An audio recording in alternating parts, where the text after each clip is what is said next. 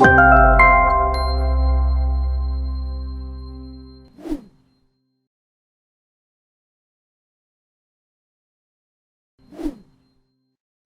à toutes et à tous. Nous sommes ravis de vous retrouver en ce jeudi 18 novembre 2021. Il est précisément 8h30.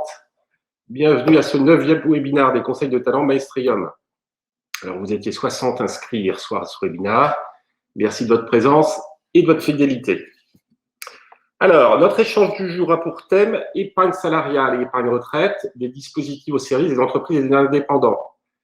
Ce webinaire va nous être présenté par GFIP, cabinet en gestion financière privée, et notamment spécialiste de l'épargne salariale et de l'épargne de retraite, ce qui tombe bien. Alors, avant d'accueillir nos intervenants, je vais inviter dans quelques instants Hervé Dufort, que vous connaissez, directeur associé Maestrium, qui va prendre ma place. Hervé va être en charge de recenser et de synthétiser vos questions pour les soumettre au fur et à mesure à nos intervenants. Donc, n'hésitez pas à utiliser l'onglet spécial que vous avez sur la droite de votre écran pour poser toutes vos questions par écrit pour que ce webinaire soit le plus interactif possible. Alors, comme à chaque fois, en fin de webinaire, on vous soumettra 3 courts sondages que nous vous remercions par avance de bien vouloir compléter afin qu'on puisse continuer à s'améliorer. Alors voilà, c'est le moment pour nous d'accueillir nos invités. J'invite donc Arnaud Puiseux et Paul Gérard à nous rejoindre. Voilà, Arnaud et Paul. Donc Arnaud Puiseux est associé de GFIP et puis Paul Gérard en est le directeur commercial. Bonjour à tous. Bonjour à tous. Arnaud, Paul, bienvenue à tous les deux. Nous vous laissons la parole. Bon webinaire à tous. Merci beaucoup. Est-ce que vous m'entendez bien? Parfaitement. Bon, écoutez, j'aimerais tout d'abord vous remercier, Philippe, de nous avoir invités et également remercier Hervé Dufort d'avoir organisé ce webinaire. Donc, après un bref rappel sur la loi Pacte, nous allons aborder l'efficacité de l'épargne salariale pour l'entreprise, le dirigeant et sa holding, avec une fiscalité qui est totalement imbattable. Puis nous évoquerons le volet retraite et la manière de se constituer son propre fonds de pension avec ces nouveaux outils. Et enfin, nous terminerons avec les simulations financières et la stratégie financière.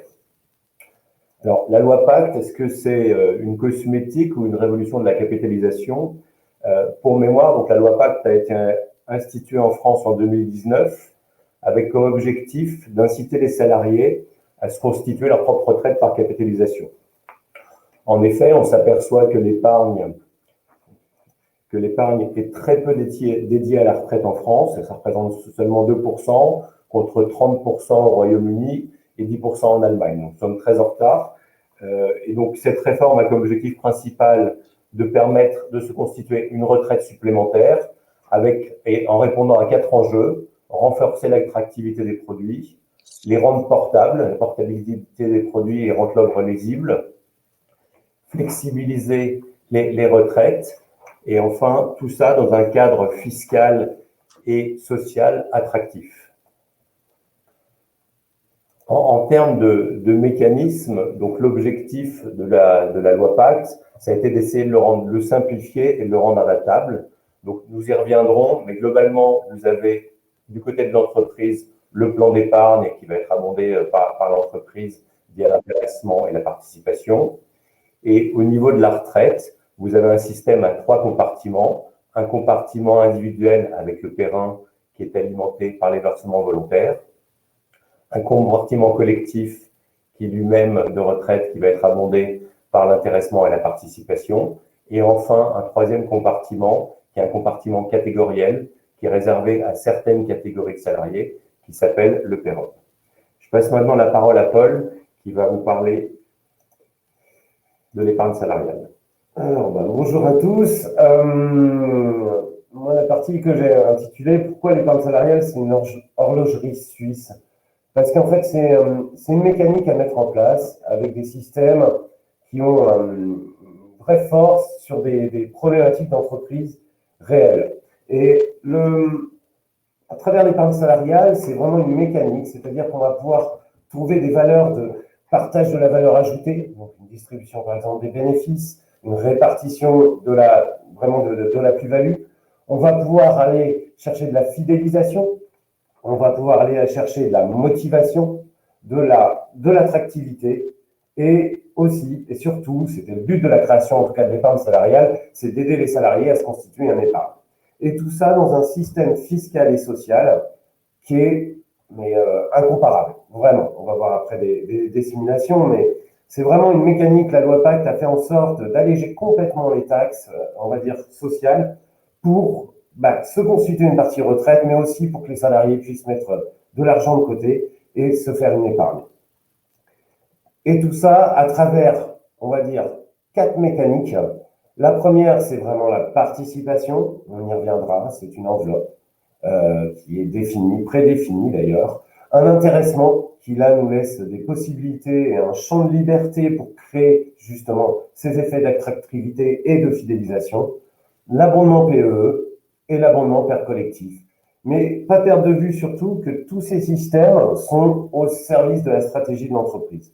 Et pourquoi on dit une horlogerie? C'est parce qu'en fonction de ces différentes enveloppes-là qu'on va construire, vraiment on va le construire par rapport à des problématiques de l'entreprise, et on va pouvoir ajuster et mettre en route la mécanique. J'aime bien dire, moi, si on voit ce schéma-là, souvent, je peux limite arrêter la présentation. Pourquoi? Parce que vous avez la définition d'un comparatif entre l'épargne salariale, finalement, et un salaire classique. Si on prend la première colonne, c'est vraiment le salaire classique. Donc, part toujours d'un budget employeur, qui est de 1 000 euros. On va avoir évidemment des charges patronales, un salaire brut, des charges salariales, un salaire net. Ici, pour le référentiel, évidemment, on a pris une tranche marginale d'imposition à 21%. Ce n'est pas une tranche, mais il fallait trouver un système de référentiel. Et on arrive à un net salarié de 427. Ce qui veut dire qu'on a un taux de transformation entre une rémunération et un budget employeur vers un net salarié après impôt de 42%. Si on prend la deuxième colonne, et c'est l'avantage aussi de tous les systèmes d'intéressement et de participation, c'est que c'est le libre choix du salarié d'investir et d'épargner ou pas. Il a le droit de prendre tout de suite son enveloppe. La condition de prendre tout de suite son enveloppe d'intéressement en budget employeur, là, ici, on est dans les cas de moins de 250 salariés avec la loi Pacte, donc on a une exonération totale de charges patronales. La seule charge qu'on va avoir, finalement, patronale, même si elle est salariale, c'est la CSG-CRDS à 9,7%. Donc j'ai un taux de transformation salaire net à 909,30 pour un budget de 1 000 euros. Après, s'il le perçoit directement le salarié, et j'insiste bien, c'est un versement volontaire quand on veut épargner, donc c'est lui qui décide, c'est l'argent qui lui appartient. On est à 718,34. Donc on a un taux d'efficacité de 71%, sachant qu'évidemment, l'impôt sur le revenu, c'est individuel et chacun verra après midi à sa porte, j'ai tenté de dire, par rapport à ce système de taxation. L'avantage de l'intéressement, donc ça c'est la troisième colonne, est de le verser dans le plan d'épargne entreprise, le plan d'épargne retraite collective. Donc, un cas qui est plutôt de l'épargne à moyen terme, 5 ans, et l'autre qui est plutôt pour l'objectif retraite, on va être exonéré d'impôt sur le revenu. Ce qui fait qu'on a un taux de transformation de 90%. On a 9,7% de CSG-CRDS pour un budget employeur de 1 000 euros. L'inconvénient, c'est que c'est bloqué pendant 5 ans minimum, hors 9 cas de déblocage anticipé. Sachant que l'épargne salariale moyenne, en France, le taux d'immobilisation de l'argent est plutôt à 2 ans et demi, parce que dans les 9 cas de déblocage, on trouve toujours des systèmes. Et vient ou pas, en fonction de la volonté de l'employeur, l'abondement PE qui permet d'aller inciter le salarié finalement à aller mettre de l'argent de côté et à épargner. Et là, pareil, en dessous de 50 salariés, par la loi Pacte, dans l'abondement PE, on a une exonération de charges patronales, on a la CSG-CRDS et on arrive à un net salarié à 909,30. Sachant qu'au-dessus de 50 salariés, par contre, l'abondement est soumis à un forfait social de 20%. Donc on a un taux de taxation, j'aime bien dire, de 30% si on est au-dessus de 50 salariés. Alors comment ça fonctionne finalement l'épargne salariale? L'épargne salariale, ça part toujours d'un principe d'un versement volontaire. Moi, salarié, l'employeur m'attribue une prime que je vais mettre de côté et investir.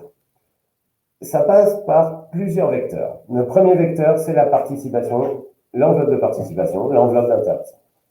Une deuxième partie, c'est l'épargne-temps, le compte épargne-temps dans certaines entreprises ou les 10 jours de RTT-CP qu'on peut mettre pour aller épargner. Sachant que si on le met dans le PERCO, on a aussi une exonération de charges sociales, salariales et patronales, à peu près 22%, parce que c'est de l'argent qui est immobilisé pour la retraite, donc le législateur nous fait un allègement. Et puis, et c'est là où la loi Pacte a un peu changé la donne par rapport à la retraite, on peut faire des versements volontaires, donc c'est de l'argent qui a déjà été fiscalisé, que j'investis sur des fonds qui sont sous-jacents dans le plan d'épargne d'entreprise, mais si je l'investis dans mon PERCOL, donc le plan d'épargne retraite collectif, là, je vais pouvoir bénéficier d'une exonération fiscale avec mon disponible fiscal, mais on y reviendra sur la partie retraite. Et après, il y a l'autre partie qui est ce qu'on appelle les ex-article 83, le PEROB, le PER obligatoire. Là, c'est une cotisation employeur. Et du coup, c'est aussi là où on peut faire du catégorie. Mais ce qu'il faut bien voir, le plan d'épargne entreprise, c'est un bloqué pendant 5 ans. La sortie, c'est en capital. Le PER collectif, c'est blocage jusqu'à la retraite. Or, une situation aussi, et on y reviendra, qui est l'achat d'une résidence principale. Et le PER obligatoire, qui lui est en sortie et en rente, alors que les deux autres sont en capital. Ce qui est un vrai avantage à la sortie. On y reviendra pareil dans la partie retraite. Pourquoi l'épargne salariale, c'est une horlogerie aussi? C'est une horlogerie parce que souvent on ne connaît pas, ou on méconnaît un petit peu, les plafonds maximum qu'on peut mettre au titre de l'épargne salariale. Et j'aime bien poser la question.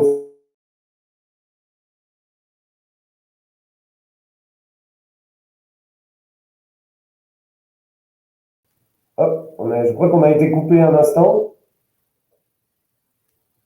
Je confirme, mais vous êtes bien visible et on vous entend très bien à nouveau. Désolé, les aléas des réseaux informatiques. Donc, je viens de dire, c'est quoi le montant maximum par salarié? Alors, j'aime bien dire aussi par dirigeant, parce que par dérogation, notre dirigeant peut en bénéficier. Mais si on met tous les systèmes mis bout à bout, entre l'intéressement, la participation, l'abondement PE, l'abondement PER collectif, on arrive à une enveloppe de 71 577.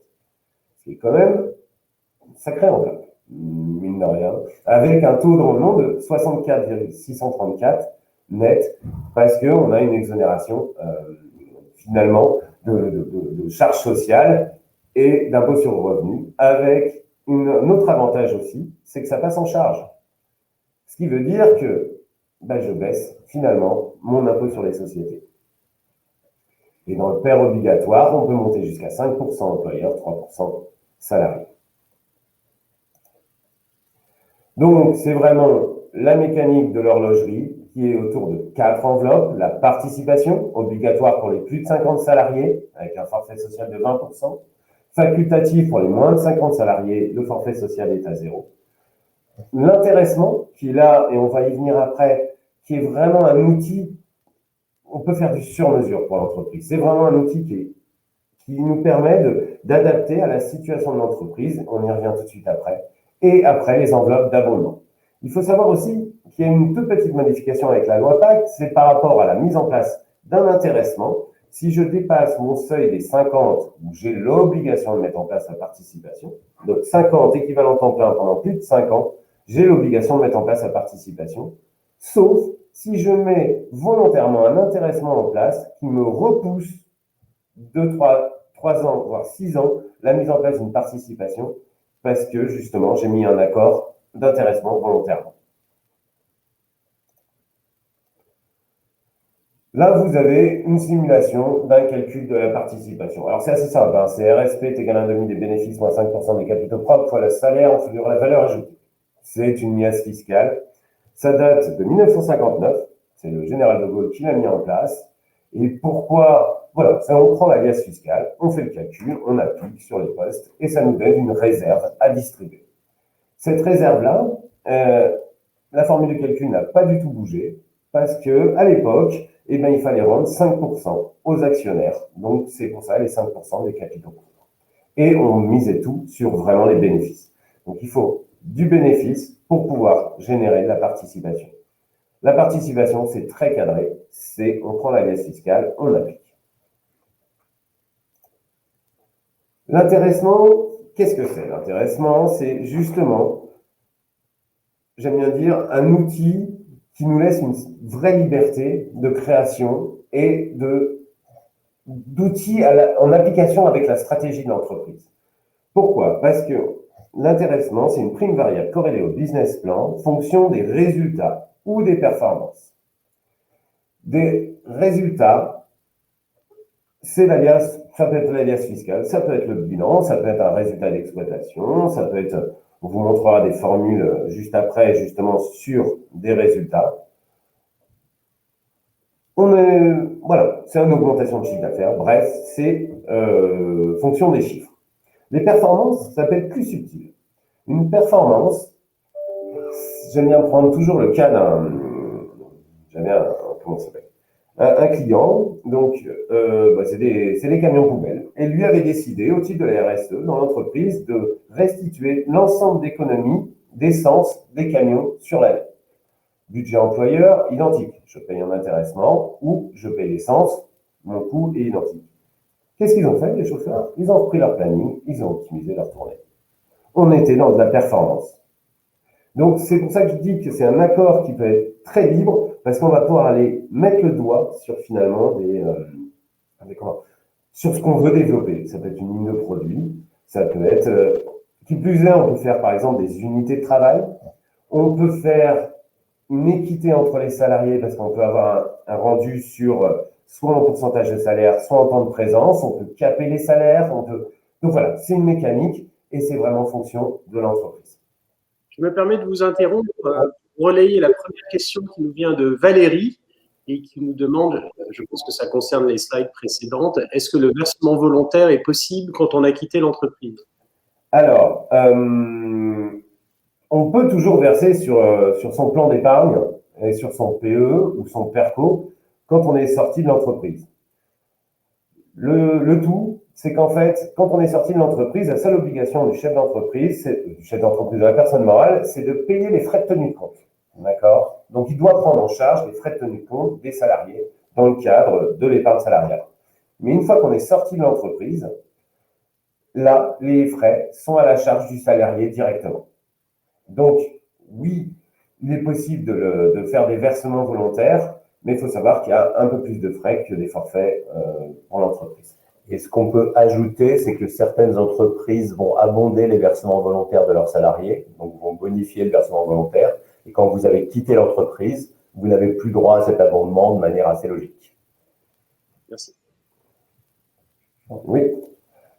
Donc là, par exemple, on a quelques formules de calcul possibles dans l'intéressement. Donc on a sur une manufacture, on a un taux de produit non conforme, par exemple. On a le nombre de points perdus des chauffeurs est inférieur à 60 parce qu'ils n'ont pas fait d'excès de vitesse. Ça peut être pris en compte.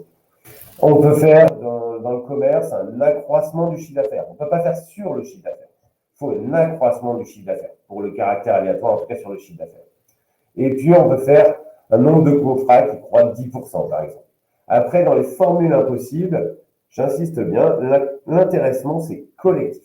Ça ne peut pas être une performance individuelle. Il faut vraiment que ça soit sur du collectif. Et donc, du coup, je ne peux pas mettre une prime sur une personne. C'est vraiment pour l'ensemble de l'entreprise.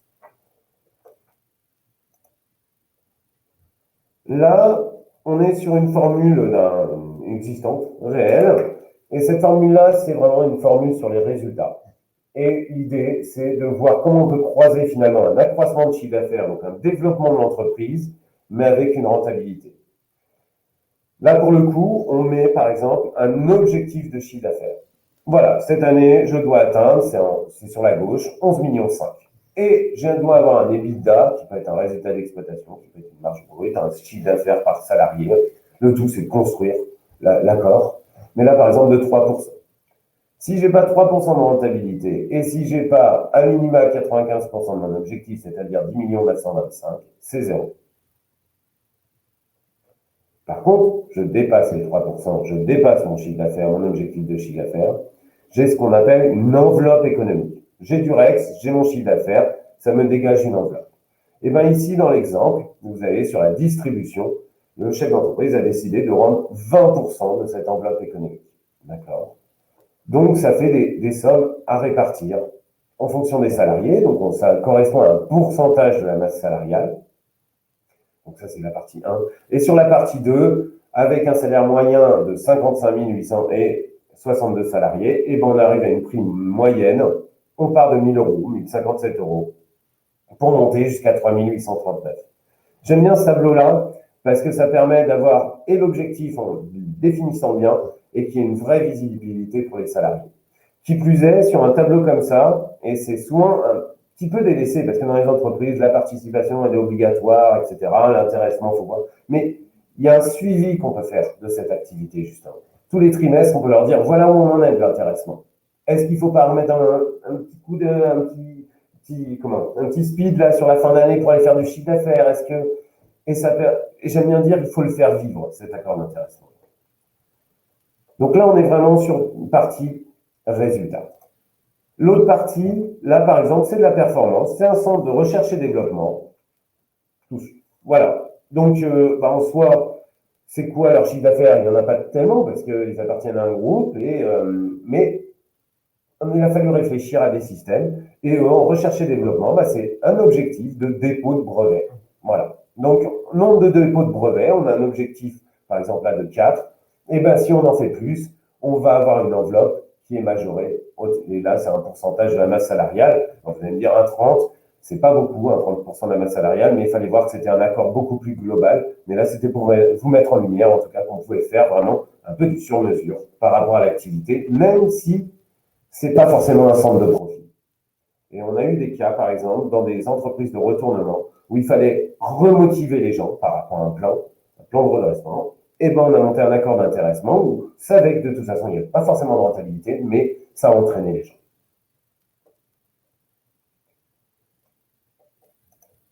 Et puis là, c'est aussi pour l'exemple, donc là, c'est plus une entreprise intérim. C'est pour l'exemple pour vous dire qu'il est possible de faire des unités de travail. Je ne vous cache pas que c'est assez compliqué. Franchement, la définition d'une unité de travail est assez compliquée, mais on peut trouver des systèmes. C'est pour ça qu'on dit qu'on fait un peu du sur-mesure, il faut faire de l'horlogerie. Là, par exemple, c'est pas des catégories, d'accord? On a une enveloppe commune pour l'ensemble de tous les salariés et le personnel intérimaire et les permanents. Par contre, on va mettre des incentives sur les deux catégories. C'est-à-dire que pour le personnel intérimaire, s'il y a moins de démissions entre la fin du contrat et la période d'essai, eh ben, ils ont une enveloppe qui sera améliorée. Et pour le personnel permanent, c'est les factures échues et un accroissement de clients. Donc voilà, on peut vraiment faire du sur-mesure. Alors, je me permets de vous interrompre à nouveau pour relayer la question de Pierre. Donc, c'est la question la suivante. Je souhaite embaucher un salarié à temps partiel pendant 6 mois. Puis-je lui proposer un PE PERCO et intéressement pour bénéficier du PE PERCO comme dirigeant non salarié? C'est un peu technique. L'épargne salariale, il y a salarié dedans. Et par dérogation depuis 2008, le chef d'entreprise peut en bénéficier à condition d'avoir un contrat de travail pendant plus de 6 mois dans l'entreprise, quel que soit le temps. C'est-à-dire que ça peut être un temps partiel, un cinquième, un dixième, mais dès que j'ai un contrat de travail dans l'entreprise, je peux mettre en place tous les systèmes d'épargne salariale. Et la question est bienvenue parce qu'on retombe finalement sur notre dernier exemple un peu d'optimisation, on va dire, par exemple, sur les holdings. Et là, on est plus dans la rémunération, on va dire, du dirigeant. Sur la partie gauche, vous avez un compte d'exploitation où il n'y a pas d'épargne salariale. D'accord? C'est un projet de bilan. Donc, on arrive à un bénéfice de 132 559. À côté, avec les systèmes d'épargne salariale, on arrive à un bénéfice de 9 205. Qu'est-ce qui s'est passé entre-temps? On le verra sur le slide d'après. Mais, et j'insiste bien aussi, tous les systèmes mis en place en épargne salariale, il ne faut pas que ça soit au détriment de l'activité. Donc, il faut vraiment, sur des hypothèses conservatrices, surtout sur les holdings, il faut que ça soit à la main du chef d'entreprise, et pour ça, il y a des systèmes. Mais là, l'idée étant de voir comment je peux faire pour sortir de la trésorerie de l'entreprise pour le mettre à titre perso. Et un des outils, c'est l'épargne salariale. Ici, en fait, ce qui s'est passé, c'est qu'on a un salarié ou un cinquième, justement, et 2 dirigeants. On a des salaires 55 et 52 000 euros. Du coup, on monte jusqu'à 20% de la masse salariale au titre de l'intéressement. Donc, on peut sortir une enveloppe de 22 550. Une participation où on peut monter jusqu'au plafond, qui est 30 852 par et au prorata du temps de présence. Donc, je suis plafonné pour le salarié. L'abondement PEE, l'abondement PERCOL. Donc là, on vous a mis tout en net. Et en total net, on est monté jusqu'à 122 138. D'où le système entre les 132 000 et les 9 000 à la fin du bilan. Derrière, donc on n'a eu que 9,7% de CSG CRDS, on n'a pas eu d'impôt sur le revenu. Qui plus est, on a fait baisser notre bénéfice, et c'est pour ça que j'insiste qu'il faut faire attention dans certaines holdings aussi, parce que si on a des investissements à faire, donc il faut contrôler tout ça. Mais dans l'idée, là, on pouvait, donc du coup, on a fait baisser énormément l'impôt sur les sociétés, et en mettant les systèmes d'épargne salariale. Alors, j'ai des questions à vous relayer, mais si vous pouvez poser vos questions dans l'onglet questions et non pas l'onglet chat, parce qu'on ne peut pas voir les deux en même temps, et il est difficile donc de coordonner les questions. Je vous remercie pour cela. Donc, nous avons toutefois deux questions. Donc, la première, c'est plutôt une remarque de Rémi qui nous dit juste un conseil, il faut être attentif aux frais de gestion pris sur les sommes placées sur les PEE. C'est ainsi que pour un placement sans risque, je me suis retrouvé avec une rentabilité négative car le prix prélevé était exorbitant, c'est un peu déplaisant. Et une autre question par la suite de Régis, cette fois-ci, les dispositifs présentés sont-ils applicables à une SASU? Voilà. Alors, pour les frais par rapport, là je laisserai plus Arnaud parler sur la partie financière. Et effectivement, si on a des frais, il y a des frais dans les frais de gestion. Et sur les fonds monétaires, on y reviendra vraiment sur la dernière partie de notre intervention. Et pour une SASU, pas de problème, je peux mettre en place. Par contre, il me faut un contrat de travail, c'est-à-dire que le mandataire est assimilé salarié, mais n'est pas salarié. D'accord? Donc, il me faut un contrat de travail, mais si j'ai un contrat de travail sur la SASU, je peux mettre en place le système. Alors, on répondra peut-être sur la question du monétaire. Alors déjà, la première chose qu'il faut savoir, c'est que les taux monétaires sont négatifs, hein, c'est-à-dire qu'on est à moins 0,50. C'est-à-dire que quand on fait un placement monétaire dans un plan d'épargne, on est sûr de perdre 0,5% par an. Donc ça, c'est une première chose. Ensuite, les frais sur les fonds monétaires, ils sont quand même très très faibles. Hein. Ils ont été obligés de les ajuster à la baisse. Donc en règle générale, c'est quand même assez limité. Et l'objectif, effectivement, c'est de bien choisir son prestataire pour essayer d'avoir les frais minimum. Hein. Nous, on a monté notre propre plan d'épargne entreprise et on a essayé effectivement de limiter les frais, d'être nettement inférieurs à certains acteurs de la place. Ça, c'est un véritable sujet, effectivement. Alors là, on va partir sur la partie vraiment retraite.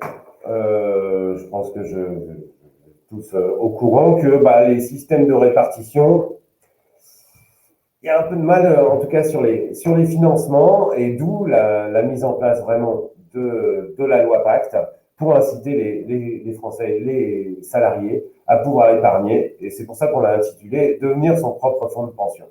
Et on le verra après, c'est qu'en commençant tôt finalement à cotiser, on peut avoir des sommes assez conséquentes. Le taux moyen, là, je vais aller assez rapidement, parce que c'est souvent une redite dans la retraite en chiffres, mais l'âge moyen de départ à la retraite, c'est 61 ans et 6 mois pour un homme, 62 ans et 1 mois pour une femme. Et le temps moyen passé à la retraite qui augmente avec l'espérance de vie, évidemment. 24 ans et 6 mois pour un homme, 28 ans et 4 mois pour une femme. Du coup, on a la strate là, sur ce slide-là, c'est la strate de la retraite. Donc, avec toujours la partie de base, qui est la CNAV, alors c'est en train d'être modifié, mais il faut savoir qu'une retraite moyenne par mois d'un salarié, c'est 1 603 €. Pour un commerçant, c'est 1 212 et pour un artisan, 1 121. Donc, en fonction des besoins financiers qu'on puisse avoir quand on part à la retraite, ça peut être un peu trop léger. Donc, vraiment commencer à y penser très tôt, finalement. Et toute la partie qui va nous concerner après, il va y avoir les retraites complémentaires qui ont été montées avec l'ARCO, la GIRC et les retraites complémentaires pour les commerçants. Et nous, là où on va intervenir finalement, c'est sur la partie supplémentaire, d'accord? Donc, que ça soit à titre individuel ou que ça soit au titre de l'entreprise. Et du coup, la réforme vraiment de la loi Pacte, on va en parler tout de suite après. Je vais laisser la parole après à Arnaud sur cette partie-là. Mais voilà, c'est des strates. On a un plan d'épargne retraite entreprise, un plan d'épargne retraite individuel et toutes les enveloppes. On a essayé de vous synthétiser sur cette présentation, en tout cas, ce qu'on avait en tête, les ex-Madelin, etc. Et là, ça permet de schématiser, en tout cas, la retraite. Et là, maintenant, je te laisse la main. Alors, les grandes nouveautés, l'une des grandes nouveautés de la loi Pacte, c'est la création du PER individuel. Donc, l'objectif, c'est que chacun puisse cotiser pour sa retraite, et ça dans un cadre fiscal qui est assez attractif, parce que vous pouvez déduire 10% de votre revenu, donc 10% de votre revenu imposable, les sommes versées sont déductibles à hauteur de 10% de votre revenu imposable chaque année, et vous pouvez récupérer les plafonds d'épargne retraite non utilisés au cours des 3 dernières années. Donc, si vous avez la curiosité d'aller vous pencher sur votre feuille d'impôt, vous allez voir qu'en page 3, vous allez trouver les plafonds d'épargne retraite des années 2018, 2019, 2020 qui sont récupérables. Donc, ça peut faire des sommes assez significatives que vous pouvez déduire de votre revenu imposable et que vous allez verser dans votre plan d'épargne retraite. Ensuite, l'autre innovation, c'est que vous avez le droit de sortir en capital. Avant, les systèmes d'épargne retraite, on sortait en rente. Aujourd'hui, on peut sortir en rente ou en capital. Et l'intérêt de cette sortie en capital, c'est qu'éventuellement, on peut la modéliser en fonction de ses besoins et en fonction de son taux d'imposition à la sortie. Donc ça, c'est quelque chose qui est assez intéressant. Et puis, l'autre chose très intéressante, c'est qu'il est possible de regrouper l'ensemble de ces dispositifs. C'est-à-dire quelqu'un qui avait un article 83, un PERC ou un Madelin, peut tout regrouper dans un seul PER. Donc, ça lui donne une énorme lisibilité. Et donc, ça, c'est quelque chose qui nous semble assez important dans le cadre de cette réforme. De la même manière, donc, le compartiment 2 PERCOL, il va être abondé, donc, comme vous l'avez vu avec Paul, par les versements d'intéressement, les versements de participation. Mais vous avez également la possibilité dans un PERCOL de faire un versement volontaire qui lui-même sera défiscalisable. Donc, il faut en fait que le teneur de compte, si c'était un PERCO, le transforme en PERCOL, il y a une petite manip à faire, mais c'est quelque chose qui est en train de se faire progressivement. Et enfin, en ce qui concerne le PEROG, donc pour des catégories, des catégories objectives dans l'entreprise, là, vous restez sur une fiscalité de sortie en rente, donc c'est la seule différence.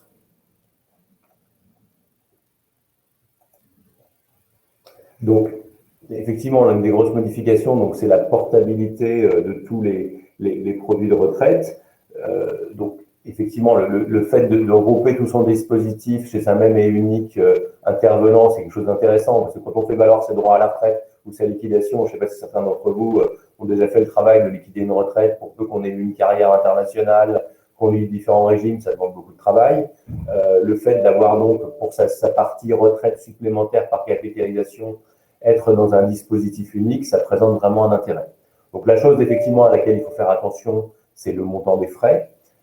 Donc la loi les a plafonnés, c'est-à-dire que les frais de transfert sont plafonnés à un maximum de 3% des droits acquis. Mais surtout, ce qui est intéressant, c'est qu'au-delà de 5 ans de détention d'un dispositif, le transfert est égal à 0. Donc c'est quelque chose qu'il faut surveiller. Quand on a passé les 5 ans, on peut transférer son article 83 ou son Madelin dans un nouveau PER sans frais de la part de la société, de la compagnie d'assurance que vous quittez.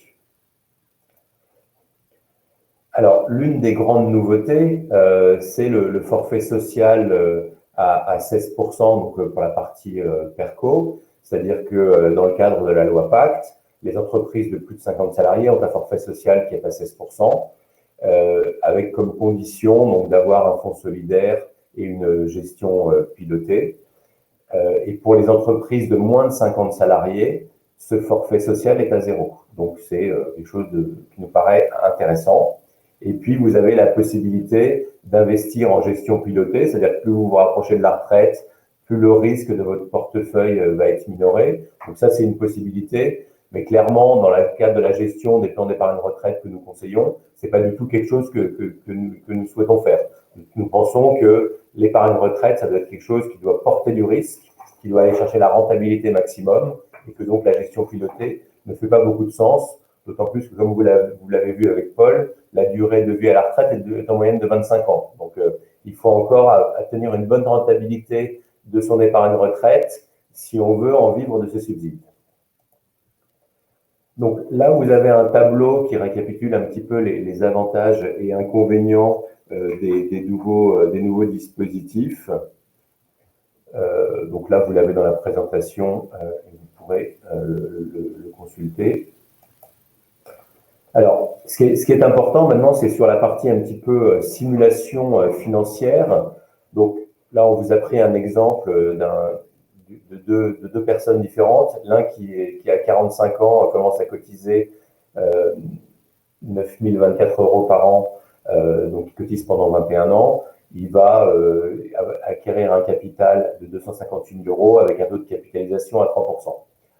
Avec ce niveau de capitalisation-là, c'est pas énorme parce que finalement, il aura versé à peu près 210 000 €, il sera à la tête de 258 000, c'est pas énorme. Si en revanche, il a été pris 10 ans plus tôt, il aurait eu 70% de plus. Donc on voit vraiment le facteur exponentiel du phénomène de capitalisation. Et donc en termes de rente, on est quand même sur un différentiel de rente qui d'un côté est de 15 000 € et l'autre de 26 000 €. Donc il y a un véritable différentiel. D'où l'importance de commencer à capitaliser tôt. Alors, je ne crois pas qu'il y ait sur le slide suivant la notion si on prend un taux beaucoup plus élevé, mais si on prend une hypothèse de revalorisation plus importante, c'est-à-dire une revalorisation de l'ordre de 7% par an, là, c'est plus 258 000 € qu'on obtient pour la personne qui a commencé à cotiser à 45 ans et qui a cotisé pendant 21 années, mais c'est un capital de 478 000 €. Donc, on voit le phénomène de capitalisation qui joue à plein son rôle. Et pour la personne qui a cotisé pendant 31 ans et commencé à 35 ans, là, il a plus que doublé, parce que là, il est à 1 108 000. Donc, on voit que le risque est clairement rémunéré et que c'est intéressant, sur son épargne retraite, d'aller se placer sur des produits qui ont une espérance de rentabilité significative.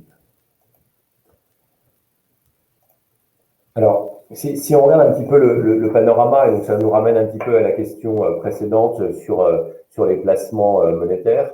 Donc, quand on regarde un petit peu l'environnement de taux d'intérêt mondial aujourd'hui, globalement, on a eu une période au siècle dernier, entre 1950 et 1985, donc de 35 années, où les taux d'intérêt ont monté sous la pression inflationniste. On a connu un pic au moment des chocs pétroliers, où les taux d'intérêt, donc là c'est le taux de l'emprunt à 10 ans français, a connu un pic au-delà de 15%. Donc si vous vous souvenez, c'était l'époque où en France les socialistes étaient arrivés au pouvoir et où il y avait une crainte assez forte, notamment du contrôle d'échange, et une inflation assez forte induite par les chocs sur les prix des matières premières.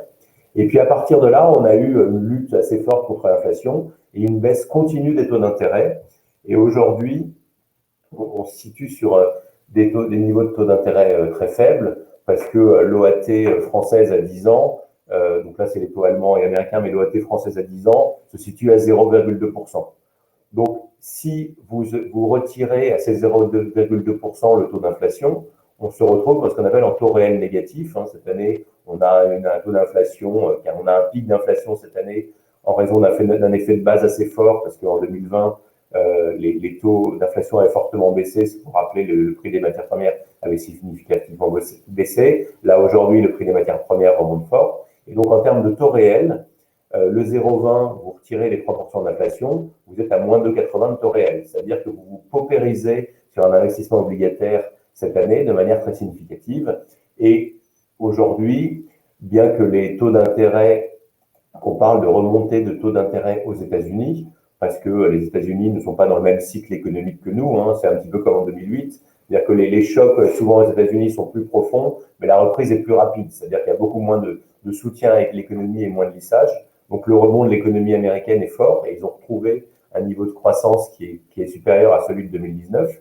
Et donc on est dans une phase où la Fédérale Réserve américaine est en train de remonter ses taux d'intérêt.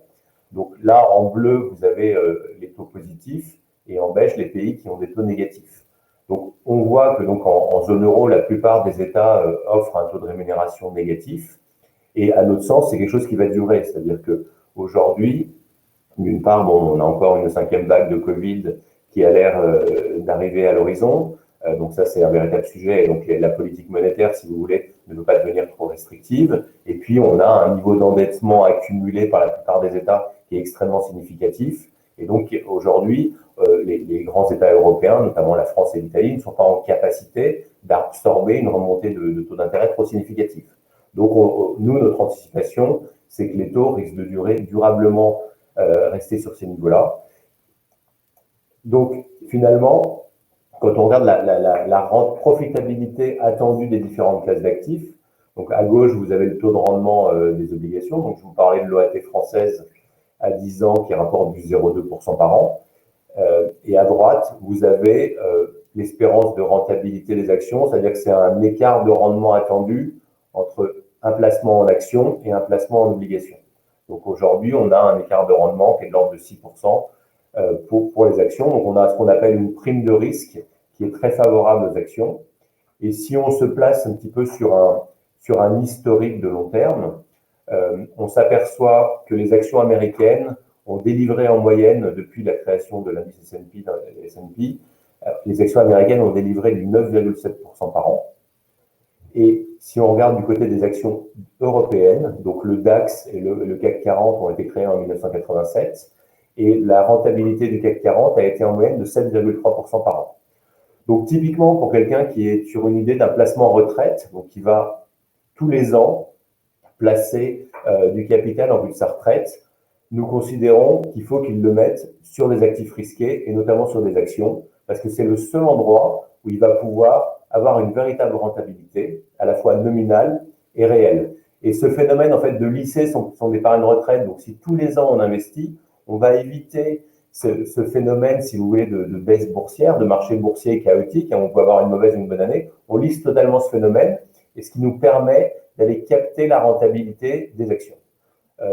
Donc là, aujourd'hui, nous, les clients avec lesquels on travaille, on leur conseille tout à fait d'aller investir sur des actifs qui ont une véritable indexation. Et donc ça, c'est quelque chose d'assez fondamental. J'ai une question à ce propos. Quand on s'approche de l'âge de la retraite, est-ce qu'il ne faut pas se montrer un peu plus prudent et sécuriser une partie de son capital, et quelles seraient les proportions à considérer, par exemple, à 55 ans, 60 ans Alors ça, c'est ce que vendent les assureurs. Hein. Les assureurs ont une proportion à vous dire, plus vous approchez de la retraite, plus il faut sécuriser. C'est pas du tout notre lecture des choses. Si vous voulez, comme je vous le disais, l'espérance de vie à la retraite, elle est de 25 années. Donc pendant ces 25 années, on le voit aujourd'hui, aujourd'hui c'est le drame de l'épargnant ou du rentier, c'est que les taux d'intérêt sont nuls, voire négatifs. Donc la personne qui a aujourd'hui des liquidités, qui a du patrimoine, il se paupérise tous les jours, il perd de l'argent tous les jours. Donc typiquement, à notre sens, comme vous avez 25 années encore de vie devant vous, et comme je vous l'expliquais, vous allez pouvoir modéliser votre sortie progressivement, pas sortir en rente, mais vous faire votre propre fonds de pension en modélisant à votre main votre sortie en fonction de votre besoin, votre niveau de fiscalité. À notre sens, on doit rester investi au maximum. Si on est en capacité de supporter un peu de volatilité, il faut rester investi pour capter la meilleure rentabilité sur ce trésor qui est cette partie consacrée de capitalisation. Merci. Alors, le temps justifie la prise de risque. Donc là, on vous a pris l'exemple d'un fonds patrimonial. Donc un fonds patrimonial, ça va être un fonds diversifié qui va être investi pour 50% en obligations, 50% en actions. Et donc, l'effet temps joue à plein. C'est-à-dire que quelqu'un qui a investi au bout d'un an, il a une probabilité d'être en perte de 26% à échéance d'un an. À échéance de 3 ans, la probabilité de perdre de l'argent n'est plus que de 5%. Et à échéance 7 ans, la probabilité de perdre de l'argent est de 0%. Donc tout ça, ça milite pour aller mettre ses actifs à risque, si vous voulez. Et la rentabilité moyenne actuellement sur un fonds comme ça, qui va être un fonds patrimonial diversifié à horizon 5 ans, la rentabilité moyenne de ce type de placement, aussi net de frais, entre 3,5 et 4% par an. Donc c'est quand même plus satisfaisant qu'un placement monétaire sur lequel vous êtes sûr de perdre tous les ans 1,5%. Donc, avec le phénomène de capitalisation, à 5 ans, vous êtes sûr de perdre de l'ordre de 5%, si vous voulez, donc ce qui n'est pas très satisfaisant. A contrario, donc, si on prend un fonds Action Monde, donc, c'est sûr que sur les actions, le conseil qu'on donne à nos investisseurs, c'est qu'il faut avoir un horizon de temps qui est assez long pour pouvoir absorber les phénomènes de crise épisodique et de mouvements un petit peu de contrariété des boursiers et donc de volatilité des marchés dû au fait que les marchés, c'est des marchés beaucoup plus liquides que le sont les marchés immobiliers ou les marchés de private equity. Donc c'est le fait de payer cette liquidité va amener des creux intercalaires qu'il faut être capable d'absorber, d'où l'importance d'avoir un horizon de placement qui soit suffisamment long. Donc, globalement, sur un investissement en action, on conseille d'avoir un horizon de placement de 5 à 7 ans, et on voit qu'à 7 ans, la probabilité de perdre de l'argent n'est que de 2%. Donc, le temps joue son office, et que globalement, au fur et à mesure du temps, la probabilité de perte est très faible, mais pas. En revanche, l'espérance de rentabilité, je vous donnais les espérances de rentabilité moyennes, sur des actions européennes, donc on est autour de 7,5 d'espérance de rentabilité. Et si on panache un panier d'obligations mondiales, c'est-à-dire qu'on va essayer d'aller chercher de la croissance, pas seulement en zone euro, mais qu'on va chercher de la croissance aux États-Unis, on a acheté des valeurs technologiques, en Asie, on a acheté des pépites industrielles, on lisse un petit peu ce phénomène et on a une espérance de rentabilité qui est supérieure, qui est plutôt de l'ordre de 8,5-9% par an. Donc ça, c'est pour la partie prise du risque. Donc là, on arrive à la fin de la présentation, dans le sens où toute la mécanique, en fait, autour de l'épargne salariale, l'épargne retraite, c'est pas juste un vecteur, c'est vraiment emboîter tous les systèmes pour adapter soit à l'entreprise, à la personne morale, soit finalement pour la retraite, adapter aux salariés ou adapter à soi-même, en fait, parce que le but, c'est quand même d'essayer de maintenir son train de vie. Et on a essayé, en tout cas, de vous montrer dans la présentation aussi, c'est que effectivement, les placements sécurité, etc., ça rapporte plus d'argent et que en fait, le temps joue aussi pour l'investissement en action, même s'il y a un risque. Il y a un risque action. Mais en attendant, ça permet d'aller chercher aussi finalement de la rentabilité. Donc, il faut penser construire le système en amont et après le gérer et l'optimiser parce qu'il y a aussi de l'optimisation fiscale et sociale. Après, il y a des acquis existants parce que j'ai une carrière dans telle entreprise, etc. Donc, il faut se poser aussi un moment pour récupérer toutes ces sommes-là et faire un seul panier. Parce que souvent, quand on en a partout, voilà, c'est peut-être pas le plus optimisé.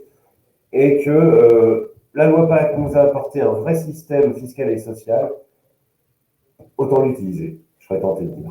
Alors, ce qu'on peut ajouter par rapport à ça, c'est que ce qu'on n'a pas évoqué aussi, c'est qu'on peut aussi investir dans les actions de son entreprise. Donc, vous avez certaines entreprises qui, par ce biais-là, donnent accès à leurs salariés aux actions de leur entreprise à côté d'autres fonds, et que ça permet de favoriser, donc via tous ces systèmes d'épargne retraite ou de PERCO, l'actionnariat salarié, et dans des petites structures ou dans des grosses TPE familiales, c'est un sujet qui est c'est un sujet de transmission aussi. C'est-à-dire que ça, c'est une partie de l'épargne salariale qui est assez méconnue. Mais je peux utiliser mon intéressement et ma participation pour aller acheter des valeurs mobilières. Et ces valeurs mobilières, ça peut être des fonds ou ça peut être des actions d'entreprise. Et on peut, voilà, en fonction des situations, en fonction de ce qu'on veut faire, en tout cas dans la transmission, on peut faire participer des cadres dirigeants à investir et devenir non plus salariés, mais actionnaires salariés. C'est une mécanique, c'est un système à mettre en place, mais c'est un espèce de vœu pieux en fait, parce que j'ai de l'intéressement, j'ai de la participation, ça veut dire que ma boîte fait des bénéfices ou du résultat. Je prends cet argent-là qui a été finalement très peu fiscalisé, pas fiscalisé d'ailleurs, très peu socialisé, 9,7%, je l'investis dans l'entreprise, donc ça revient dans mes capitaux propres, d'accord? Donc je distribue une partie des bénéfices, mais qui reviennent dans mes capitaux propres, et qui plus est, ça me fait de la charge, donc c'est financé en partie par l'impôt sur les sociétés. Donc il y a un vœu pieux autour de ça aussi, qui est l'entreprise fait des bénéfices, je vous en donne une partie de la plus-value que vous réinvestissez dans l'entreprise. Après, vous allez me dire comment cette mécanique peut se mettre en marche. Eh bien, il faut savoir qu'on peut faire du stock option, on peut faire des actions gratuites, on peut faire, etc., etc. Donc en fait, le tout, c'est toujours un peu du sur-mesure de, OK, l'entreprise est à un instant T est là, quelle est ma stratégie et quelle est ma finalité? Et à travers ça, on peut utiliser le système d'épargne salariale, épargne retraite, mais j'aime bien dire, ça reste des outils au service de la finalité d'une entreprise ou du chef d'entreprise. Moi, je voudrais vous poser quelques questions concernant la fiscalité en sortie. Peut-être qu'on peut préciser quelles sont les modalités des rentes viagères, notamment. Alors, il y a dans les trois compartiments. Problématique, mais peut-être que nos participants ne le sont pas tous. Pas de problème. Il y a trois compartiments. il y a ce qu'on appelle le PER1, le PER individuel, c'est ex-loi Madelin, ex-PER. Quand je fais des versements dedans à l'entrée, je bénéficie d'une exonération fiscale, je peux prendre dans mon disponible fiscal. Par contre, à la sortie, ces sommes-là sont soumises à l'impôt sur le revenu. Mais on peut les sortir en capital. D'accord? Donc, si je prends d'un coup tout mon capital, ça peut me faire sauter les tranches marginales d'imposition. Donc, toute la notion est de lisser sa sortie de capital. D'accord? Ça, c'est la partie PER1. La partie PER collectif. La partie PER collectif, vous investissez, donc vous rentrez. À la sortie, vous n'avez que la taxation de CSG-CRD sur la plus-value générée par le contrat. Je mets 1 000 € d'intéressement. Mon intéressement, au bout de 5 ans, me donne 1 200 €. Je vais être socialisé de 17,2 sur les 200 €. D'accord? Et pas sur les 1 000 € que j'ai investis. Et on peut sortir en capital. Pour le PEROB, le PER obligatoire, donc une cotisation, ce qu'on appelle cotisation définie, là, donc l'employeur cotise, le salarié peut aussi cotiser. Je prends cette enveloppe-là que je transforme en rente viagère fiscalisée. Donc le troisième compartiment, c'est de la rente viagère. Les deux premiers compartiments, le premier compartiment, on peut les sortir en capital, sauf que dans le PER1, on a soumis un impôt sur le revenu, d'accord? Donc lisser son capital de sortie. Le PER collectif, il n'y a pas hors taxation sur la plus-value, mais il n'y a pas d'impôt. Et pour le PEROB, là par contre, c'est une rente viagère fiscalisée qui est intégrée dans l'impôt sur le revenu. Je ne sais pas, j'ai été clair ou... Oui, c'est très clair. Et puis, il y a une autre question que l'on peut se poser, c'est est-ce qu'il est possible de faire bénéficier son conjoint si l'on prédécède? Est-ce qu'il peut bénéficier d'une partie de la rente viagère? Est-ce que c'est une disposition praticable? Tu veux répondre? Ça va dépendre de l'option qu'on va faire sur la rente viagère. Il y a plusieurs options chez les assureurs, donc ça, il faut bien regarder.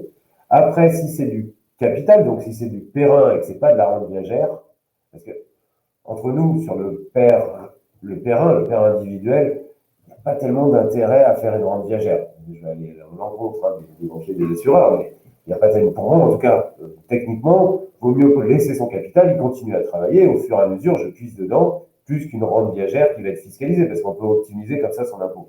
Donc, oui, ce capital-là, il est transmissible de toute façon à ses descendants ou ascendants. Alors, il y a quelque chose d'intéressant qu'on peut ajouter, c'est que vous pouvez ouvrir un PER individuel pour vos enfants, s'ils sont fiscalement à charge, et vous avez un cas de sortie anticipé du PER individuel, qui est une innovation, c'est l'achat de la résidence principale. Donc, c'est une manière finalement de transmettre un apport à son enfant, de faire une donation déguisée non fiscalisée, et de mettre le PER à l'étrier pour qu'il ait un apport lorsqu'il fera son acquisition. Vous défiscalisez les versements que vous faites dans son PER1, et quand il sort, il a un cas de sortie avec son achat de résidence principale, ça lui fait un apport. Très bien, mais je tenais à vous remercier de cette présentation et je vais inviter Philippe Berton à me rejoindre. Je vais moi-même quitter la scène pour vous annoncer la suite des événements et vous remercier à nouveau. Merci beaucoup. Merci beaucoup. Merci Hervé et merci à tous. Un grand merci Arnaud Paul de votre intervention. J'espère que cela vous aura intéressé. Vous retrouverez, on va passer tout de suite les dernières slides pour retrouver les coordonnées d'Arnaud et Paul si vous souhaitez les contacter. Et puis, avant de nous quitter, je vous invite à remplir les petits sondages qui ont été publiés il y a quelques minutes.